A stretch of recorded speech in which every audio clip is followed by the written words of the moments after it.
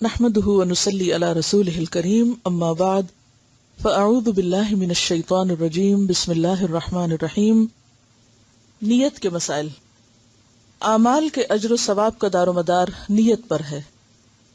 عن عمر بن الخطاب رضی اللہ عنہ قال سمعت رسول اللہ صلی اللہ علیہ وسلم یقول انما الاعمال بالنیات وانما لكل امرئ ما نوى فمن كانت هجرته الى دنیا يصيبها او الى امرأة ينكحها فهجرته الى ما هاجر الیہ، رواہ البخاری۔ حضرت عمر بن خطاب رضی اللہ عنہ کہتے ہیں میں نے رسول اللہ صلی اللہ علیہ وسلم کو فرماتے ہوئے سنا، اعمال کا دار و مدار نیتوں پر ہے، ہر شخص کو اس کی نیت کے مطابق بدلہ ملے گا۔ جس نے دنیا حاصل کرنے کے لیے ہجرت کی اسے صرف دنیا ہی ملے گی، ہجرت کا ثواب نہیں، اور جس نے کسی عورت سے نکاح کے لیے ہجرت کی اسے بس عورت ہی ملے گی، ہجرت کا ثواب نہیں۔ اسے بخاری نے روایت کیا ہے۔ یعنی ہر انسان جو کچھ بھی کرتا ہے بظاہر وہ کتنا ہی اچھا، کتنا ہی بڑا اور کتنا ہی نیک عمل کیوں نہ نظر آتا ہو، لیکن اگر اس کے پیچھے مقصد اور ہے، غرض کچھ اور ہے، نیت کچھ اور ہے، تو بظاہر کیا وہ عمل فائدہ نہ دے گا جب تک کہ وہ کام اللہ کے لیے نہ ہو اور درست مقصد کے لیے نہ ہو، آخرت کے لیے نہ ہو۔ اسی طرح عبادات میں بھی نیت کاؤنٹ ہوگی۔ اگر کوئی ویسے ہی سارا دن بھوکا پیاسا رہتا ہے تو اس کے بھوک پیاس کا اسے کوئی اجر یا صلہ یا بدلہ نہ ملے گا۔ تو خواہ وضو کرنا ہو یا نماز پڑھنا ہو یا زکوٰۃ دینا ہو یا حج کرنا ہو یا پھر روزہ رکھنا ہو، ہر عمل کے پیچھے نیت کرنا ضروری ہے۔ دکھاوے کا روزہ شرک ہے۔ ان شداد ابن اوس رضی اللہ عنہ قال سمعت رسول اللہ صلی اللہ علیہ وسلم یقول من صلی یرائی فقد اشرک ومن صام یرائی فقد اشرک ومن تصدق یرائی فقد اشرک، رواہ احمد۔ حضرت شداد بن اوس رضی اللہ عنہ کہتے ہیں میں نے رسول اللہ صلی اللہ علیہ وسلم کو فرماتے ہوئے سنا ہے، جس نے دکھاوے کی نماز پڑھی اس نے شرک کیا، جس نے دکھاوے کا روزہ رکھا اس نے شرک کیا، جس نے دکھاوے کے لیے صدقہ کیا اس نے شرک کیا۔ اسے احمد نے روایت کیا ہے۔ روزے کی نیت دل کے ارادے سے ہے۔ مروجہ الفاظ وبصوم غد نویت سنت سے ثابت نہیں، کیونکہ نیت زبان پر نہیں ہوتی، نیت دل میں ہوتی ہے، اور روزے کی نیت کے لیے کوئی بھی الفاظ نبی صلی اللہ علیہ وسلم سے ثابت نہیں ہے۔ فرض روزے کی نیت فجر سے پہلے کرنا ضروری ہے، یہ بہت اہم بات ہے۔ فرض روزے کی نیت فجر سے پہلے کرنا ضروری ہے۔ ان حفصۃ رضی اللہ عنہا ان النبی صلی اللہ علیہ وسلم قال من لم یجمع الصیام قبل الفجر فلا صیام له، رواہ ابو داؤد والترمذی۔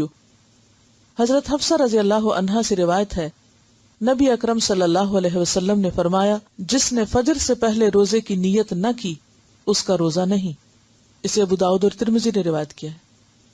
جیسے بعض اوقات لوگ کیا کرتے ہیں کہ اچھا ابھی تو میں پاک نہیں ہوں، شاید 10 بجے تک ہو جاؤں تو پھر میں روزے کی نیت کر لوں گی، تو ایسا نہیں ہوتا۔ روزہ اپنے وقت پر ہی شروع ہوتا ہے، تاخیر سے نہیں۔ ہاں نفلی روزے میں نیت میں تاخیر ہو سکتی ہے، اور یہ فرق ہے فرض اور نفل روزے میں۔ نفلی روزے کی نیت دن میں زوال سے پہلے کسی بھی وقت کی جا سکتی ہے، اسی طرح نفلی روزہ کسی وقت کسی وجہ سے بھی توڑا جا سکتا ہے۔ عن عائشہ ام المومنین رضی اللہ عنہا قالت دخل علی النبی صلی اللہ علیہ وسلم ذات یوم فقال هل عندكم شيء فقلنا لا قال فإني إذن صائم ثم أتانا يوما آخر فقلنا يا رسول الله أهدي لنا حيث فقال أرينيه فلقد أصبحت صائما فأكل، رواہ مسلم۔ ام المومنین حضرت عائشہ رضی اللہ عنہا سے روایت ہے کہ ایک دن نبی اکرم صلی اللہ علیہ وسلم میرے گھر تشریف لائے اور پوچھا کیا تمہارے پاس کچھ کھانے کو ہے؟ ہم نے کہا نہیں۔ نبی اکرم صلی اللہ علیہ وسلم نے فرمایا اچھا تو پھر میرا روزہ ہے، اور یہ دن کا وقت تھا، یعنی صبح سے آپ نے کچھ نہیں کھایا تھا، یعنی صبح فجر سے پہلے نہیں نیت کی بلکہ دن میں نیت کی۔ کسی اور دن پھر نبی اکرم صلی اللہ علیہ وسلم ہمارے گھر تشریف لائے، میں نے عرض کیا یا رسول اللہ صلی اللہ علیہ وسلم حیث یعنی حلوہ تحفے میں آیا ہے۔ رسول اللہ صلی اللہ علیہ وسلم نے فرمایا تو لاؤ۔ میں صبح سے روزے سے تھا اور اپنے دن میں اس کو کھول دیا۔ یعنی اگر نفلی روزے سے ہو انسان اور کوئی بھی وجہ ہو یا کوئی بھی وقت ہو، زوال سے پہلے زوال کے بعد، تو اس کو کھولا جا سکتا ہے. مثلاً آپ نے روزہ رکھا ہوا ہے، آپ کسی کے گھر گئے، وہ آپ کو کھانے کے لیے کہتے ہیں، اور اب آپ ظاہر نہیں کرنا چاہتے کہ آپ نے روزہ رکھا تو، اور آپ نفلی روزے رکھتے ہیں، تو آپ کھانے میں شریک ہو جائیں، روزہ کھول دیں. ایسا کیا جا سکتا ہے، ایسا کرنا گناہ نہیں. لیکن رمضان کا روزہ جو ہے اسے آپ اس طرح نہ توڑ سکتے ہیں اور نہ ہی اس میں تاخیر کر سکتے ہیں. مانا ہوا روزہ جو ہے وہ پھر فرضی روزے کے مطابق ہو جائے گا، یعنی نفلی روزے اور فرضی میں فرق ہے، یعنی وہ فرض کے برابر ہو جاتا ہے. پھر اسی طرح آپ دیکھیے، امام احمد کہتے ہیں کہ سارے مہینے کے روزوں کی کٹھی نیت بھی آپ کر سکتے ہیں. جیسے رمضان شروع ہوا تو آپ کیا نیت کرتے ہیں کہ میں پورے روزے رکھوں. تو گویا آپ اگر ہر روز صبح سویرے اٹھ کے یہ نہیں کہتے کہ میں آج روزہ رکھ رہا ہوں، تو آپ کا سحری کے وقت اٹھنا جو ہے وہ کس ارادے سے اٹھنا ہے. رات جب آپ سوچ کے سوتے ہیں کہ مجھے اتنے بجے اٹھنا ہے، 5 بجے اٹھنا ہے، تو وہ آپ عام طور پہ اگر نہیں اٹھتے تو کس لیے اٹھ رہے ہیں؟ سحری کے لیے. تو یہ سحری کے لیے اٹھنا بھی دراصل کیا ہے؟ آپ کی نیت ہے، اور نیت جو ہے وہ دل کے ارادے کا نام ہے. اسی طرح بعض لوگ یہ پوچھتے رہتے ہیں کہ کیا ہم شوال کے روزے اور قضا روزے اکٹھے رکھ سکتے ہیں، یعنی ایک ہی دن میں 2 نیتیں اکٹھی کر لیں؟ تو 2 نیتیں بیک وقت جمع نہیں کی جا سکتی، کیونکہ ایک فرض ہے اور ایک نفل ہے. فرض روزہ اس کی نیت آپ کو سحری سے پہلے کرنی ہوگی، یعنی فرض روزہ خواہ آپ رمضان میں رکھ رہے ہیں یا آپ قضا رکھ رہے ہیں یا آپ نے کوئی نظر مانی تھی اور وہ روزہ رکھ رہے ہیں، ان سب کو آپ کو یعنی وقت شروع ہونے سے پہلے آپ کو نیت کرنی ہے. ٹھیک ہے. اب آپ شوال میں روزے رکھ رہے ہیں، تو آپ کیا چاہتے ہیں کہ آپ کے یا تو شوال کے روزے ہوں یا پھر قضا. تو آپ یہ بھی کر سکتے ہیں کہ پہلے شوال کے رکھ لیں اور بعد میں قضا روزے پورے کر لیں، اور یہ بھی کر سکتے ہیں کہ پہلے قضا روزے جو فرض ہے آپ کے اوپر اس کو پہلے ادا کر لیں، اور باقی اگر مہینے میں مزید مہلت مل جاتی تو آپ شوال کے روزے رکھ لیں. لیکن یہ نہیں ہو سکتا کہ آپ شوال کے روزے کی نیت سے بھی روزہ رکھیں اور اسی روزے کے اندر قضا کی نیت بھی کر لیں. بالکل اسی طرح جیسے آپ یہ نہیں کر سکتے کہ مثلاً آپ 4 رکعت ظہر کے وقت شروع کریں اور کہیں سنت اور فرض دونوں کی نیت اکٹھی اور اللہ اکبر، یہ نہیں آپ کر سکتے. یا 5 کی اکٹھی، یعنی دن میں جتنے بھی 4 فرض ہیں، ظہر اثر عشاء، سب کے فرض میں اکٹھے کر رہی ہیں، یہ نہیں ہو سکتے. ہر نماز کے لیے اس کے وقت پر الگ طور پر فرض کی، الگ طور پر سنت کی، الگ طور پر نفل کی نیت کرنا ہوگی. اسی طرح جب آپ فرض روزہ رکھیں تو اس میں کوئی اور نہیں شامل کر سکتے، وہ صرف وہی روزہ ہوگا خواہ آپ شوال میں رکھیں یا شعبان میں رکھیں. کہنے کا مطلب آپ کا یہ ہے کہ بجائے آپ کسی اور دن فرضی روزہ رکھیں، آپ منڈے کو اگر رکھیں تو شاید ثواب زیادہ ہو، کیونکہ نبی صلی اللہ علیہ وسلم عموماً سوموار کے دن اور جمعرات کے دن روزہ رکھتے تھے. یا یہ کہ مہینے کے جو 3 روشن دن ہیں، ایام 20 جن کو کہا جاتا ہے، یعنی 13، 14 اور 15 کے جو دن ہیں جب فل مون ہوتا ہے ایک طرح سے، تو ان دنوں میں آپ صلی اللہ علیہ وسلم روزہ رکھا کرتے تھے. تو ہاں آپ ان دنوں میں بھی رکھ سکتے، لیکن یہ بھی لازم نہیں کہ انہی میں رکھیں گے تو ثواب زیادہ ہوگا. وہ تو نفلی روزوں کے لیے اگین رکھ لیں تب بھی ٹھیک ہے، اور اگر اس کے علاوہ کسی اور دن میں رکھیں تو خود فرضی روزے کے ادا کرنے کا ثواب بھی بہت ہے، خواہ وہ آپ کسی خاص دن رکھیں یا کسی بھی دن رکھیں. تو اس لیے چیزوں کو مکس اپ نہ کریں، ہر چیز کو اپنی الگ جگہ رہنے دیں. السحور والافطار، سحری اور افطاری کے مسائل. سحری کھانے میں برکت ہے. نیند سے اٹھ جانے کے بعد جان بوجھ کر سحری ترک نہیں کرنی چاہیے. عن انس رضی اللہ عنہ قال قال رسول اللہ صلی اللہ علیہ وسلم تسحروا فإن فی السحور برکہ، متفق علیہ.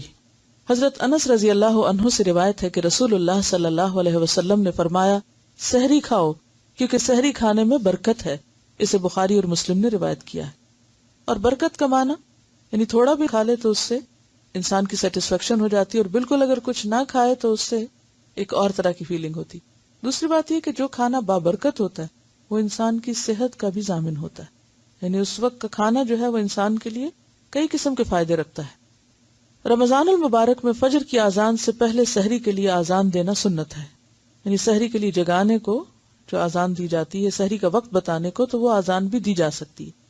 عن عائشہ رضی اللہ عنہا ان بلالا رضی اللہ عنہ كان يؤذن بليل فقال رسول اللہ صلی اللہ علیہ وسلم كلوا واشربوا حتى يؤذن ابن ام مکتوم فإنه لا يؤذن حتى يطلع الفجر، متفق علیہ. حضرت عائشہ رضی اللہ عنہا سے روایت ہے کہ حضرت بلال رضی اللہ عنہ رات کو سحری سے قبل اذان دے دیا کرتے تھے. چنانچہ رسول اللہ صلی اللہ علیہ وسلم نے فرمایا اس وقت تک کھاؤ پیو جب تک کہ ابن ام مکتوم آذان نہ دے دیں، اس لیے کہ ابن ام مکتوم اس وقت تک آذان نہیں دیتے جب تک فجر نہ ہو جائے. اسے بخاری اور مسلم نے روایت کیا. اب بھی اگر آپ سعودی عرب جائیں تو آپ نے دیکھا ہوگا کہ تہجد کی اذان اسے بولتے ہیں عام طور پر، اور وہ کچھ وقت پہلے ہوتی ہے فجر کی اذان سے. اس وقت عموماً لوگ تہجد کے لیے حرم میں جاتے ہیں اور پھر فجر کی اذان ہوتی تو فجر کی نماز پڑھی جاتی ہے، اور ان دو کے درمیان کا وقت عام طور پر سحری کھانے کا وقت ہوتا ہے. افطار میں جلدی کرنا اور سحری میں دیر سے کھانا انبیاء کرام کا طریقہ ہے، یعنی سحری بہت جلدی نہیں کر لینی چاہیے کہ رات 12 بجے کر کے آپ سو جائیں. عن ابی الدرداء قال قال رسول اللہ صلی اللہ علیہ وسلم ثلاث من اخلاق النبوة تعجیل الافطار وتأخیر السحور ووضع الیمین علی الشمال فی الصلاة رواہ الطبرانی. حضرت ابو درداء رضی اللہ عنہ روایت کرتے ہیں کہ رسول اللہ صلی اللہ علیہ وسلم نے فرمایا 3 باتیں اخلاق نبوت میں سے ہیں، یعنی نبیوں کا طریقہ رہی ہیں. نمبر 1 روزہ جلدی افطار کرنا، اور جلدی سے مراد سورج غروب ہوتے ہی، وقت ہونے کے فوراً ساتھ ہی. نمبر 2 سحری دیر سے کھانا، یعنی آخری وقت میں کھانا، وقت کے بعد نہیں، وقت تک. نمبر 3 نماز میں دایاں ہاتھ بائیں ہاتھ کے اوپر رکھنا. اسے طبرانی نے روایت کیا ہے. سحری کھاتے آذان ہو جائے تو کھانا فوراً ترک کرنے کی بجائے جلدی جلدی کھا لینا چاہیے، یعنی ایک دم ابرپٹلی سٹاپ نہیں کرنا چاہیے. عن ابی ہریرہ رضی اللہ عنہ قال قال رسول اللہ صلی اللہ علیہ وسلم اذا سمع احدکم النداء والاناء على يده فلا يدعه حتى يقضي حاجته منه رواہ ابو داود. حضرت ابو ہریرہ رضی اللہ عنہ سے روایت ہے کہ رسول اللہ صلی اللہ علیہ وسلم نے فرمایا جب کوئی آدمی آذان سنے اور پینے کا برتن اس کے ہاتھ میں ہو تو اسے فوراً نہ رکھ دے بلکہ اپنی ضرورت پوری کر لے. اسے ابو داؤد نے روایت کیا. اب دیکھیے کہ کتنی حکمت ہے، کھانے کی وجہ پینے کا برتن کہا گیا ہے، کیونکہ یا تو آخر میں پانی پیتے ہیں یا چائے پیتے ہیں. تو چائے پیتے وقت یعنی بازو کو تھوڑی سی رہتی ہے تو اس کو اذان ہوتے ہوتے مکمل کر لیں، لیکن یہ نہیں کہ ایک آپ پینے کے بعد ایک اور بھی انڈیل لیں. روزہ افطار کرنے کے لیے غروب آفتاب شرط ہے. عن عمر رضی اللہ عنہ قال قال رسول اللہ صلی اللہ علیہ وسلم اذا اقبل اللیل من ها هنا وادبر النهار من ها هنا وغربت الشمس فقد افطر الصائم متفق علیہ. حضرت عمر رضی اللہ عنہ کہتے ہیں رسول اللہ صلی اللہ علیہ وسلم نے فرمایا جب رات آ جائے، دن چلا جائے اور سورج غروب ہو جائے تو روزہ دار روزہ کھول لے. اسے بخاری اور مسلم نے روایت کیا ہے. دوران سفر جہاز پر سوار ہوتے وقت اگر روزہ افطار کرنے میں 15 منٹ باقی ہوں لیکن پرواز کی مطلوبہ بلندی پر پہنچ کر سورج 1 گھنٹے بعد غروب ہوا تو روزہ بھی 1 گھنٹے بعد ہی افطار کیا جائے گا. اسی طرح سحری کے وقت کا تعین بھی حاضر جگہ اور مقام کے لحاظ سے کیا جائے گا. اس میں بہت دلچسپ بات ہے. ایسا ہوا کہ ایک مرتبہ رمضان میں سفر تھا تو لوگ فلائٹ پہ بیٹھے ہوئے تھے، تو جو ہی ابھی فلائٹ اٹھ رہی تھی تو افطار کا وقت ہو گیا، تو انہوں نے اعلان کر دیا کہ افطار کر لیں. لوگوں نے افطار کر لیا اور جب فلائٹ سٹیبل ہوئی اوپر گئی تو سورج نظر آ گیا اور لوگوں نے شور مچا دیا کہ ہمارا روزہ خراب کر دیا ہے، ابھی تو سورج غروب ہی نہیں ہوا. تو یقیناً جب آپ اوپر جا کے دیکھیں گے تو سورج ابھی نظر آ رہا ہوگا، نیچے ہوں گے تو سورج آپ کو نہیں دکھے گا. تو بات یہ ہے کہ اگر تو ابھی جہاز نیچے ہی ہے اور اس وقت ہو چکا ہے اور آپ افطار کرتے ہیں تو آپ کا افطار درست ہے، بھلے 5 منٹ کے بعد اوپر جا کے آپ سورج دیکھتے ہیں، کیونکہ اس وقت کو شمار کیا جائے گا جب آپ اس خاص مقام پر تھے. کہ شریعت کے احکام زمان، مکان اور کیفیت اور کمیت اور وہ تمام چیزوں کو سامنے رکھ کے طے ہوتے ہیں. لیکن اگر افطار ہونے میں 5 منٹ تھے اور اتنے میں جہاز اوپر چڑھ گیا اور اب وہ 5 منٹ